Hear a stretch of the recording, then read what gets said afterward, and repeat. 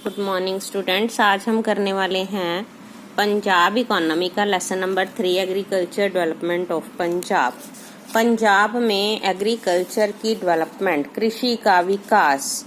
आपको मालूम है कि पंजाब एग्रीकल्चर डोमिनेटेड इकोनॉमी है। पंजाब में जो जितनी भी डेवलपमेंट हुई है that is only due to the development of agriculture. कृषि का विकास होने के कारण ही पंजाब इतना ज़्यादा विकसित हुआ है। तो इसलिए पंजाब में एग्रीकल्चर की बहुत ज़्यादा इम्पोर्टेंस है। इसीलिए पंजाब को एग्रीकल्चर स्टेट भी कहा जाता है, क्योंकि पंजाब में इंडस्ट्रीज बहुत कम हैं, जबकि यहाँ पर ज़्यादातर लोग एग्रीकल्चर सेक्टर में ही काम करते हैं और एग्रीकल्चर के कारण ही आज पंजाब इतना ज़्यादा विकसित हो चुका है।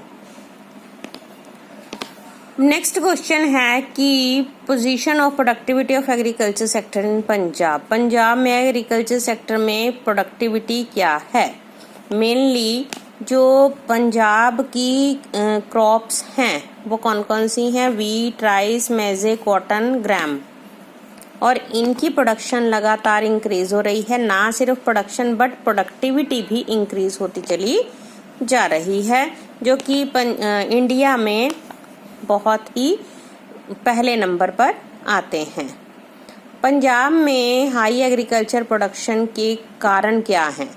1966-67 में एक नई एग्रीकल्चर स्ट्रेटजी जिसको ग्रीन रेवोल्यूशन के नाम से जाना जाता है, तो ग्रीन रेवोल्यूशन में कुछ नई तरह की टेक्निक और एक अच्छा पैकेज जिसमें हाई यील्डिंग वैरायटी सीड्स यानी कि अच्छी किस्म के बीज, सिंचाई की सुविधाएं, इरिगेशन फैसिलिटी, नई technique, modern methods, modern techniques के साथ साथ और भी कई फैसिलिटीज़ उन एरिया में शुरू की गई, जिसके कारण पंजाब में प्रोडक्शन स्पेशली वीट और राइस और पल्सेस की बहुत ज़्यादा इंक्रीज हुई है।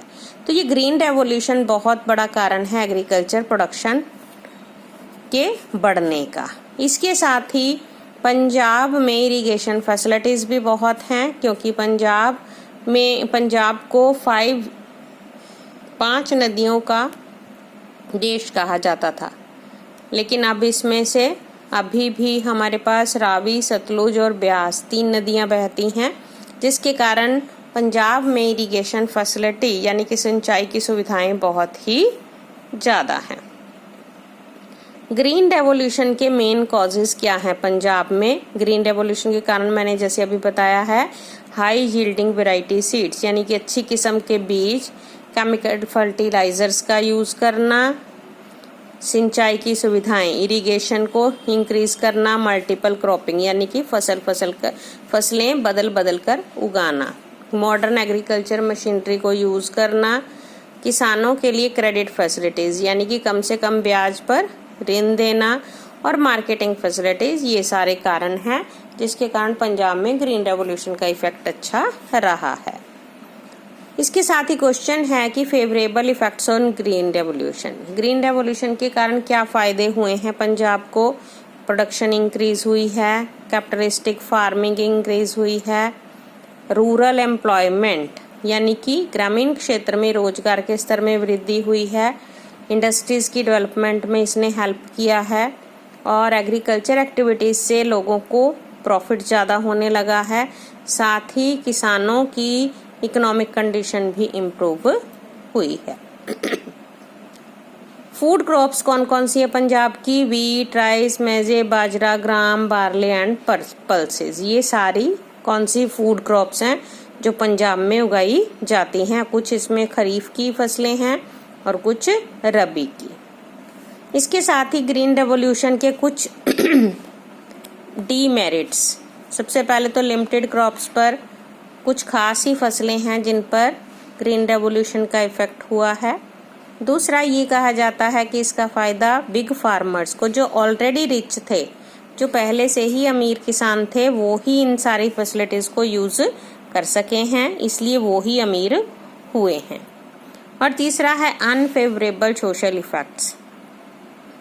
इसका इफेक्ट क्या हुआ है कि जॉइंट फैमिली सिस्टम ख़त्म हो गया है। इसी तरह से जो गरीब किसान थे वो और ज़्यादा गरीब हो गए हैं, अमीर अमीर होते चले जा रहे हैं, कैपिटलिस्टिक फार्मिंग बढ़ती चली जा रही है और इसके साथ ही नशे वाली चीज़ों का जो यूज़ है वो बढ़ना शुरू हो गया है।